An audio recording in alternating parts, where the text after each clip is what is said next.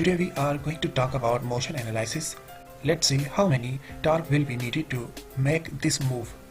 First we'll create a new file. So click on a new part, then OK.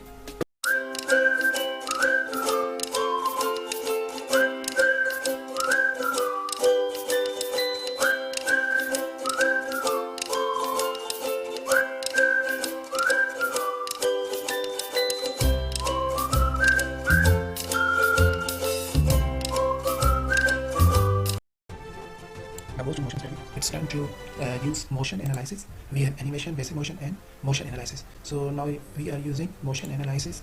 And now it's time to move piston upward to see how it works through gravity. So now we will see how gravity also causes motion.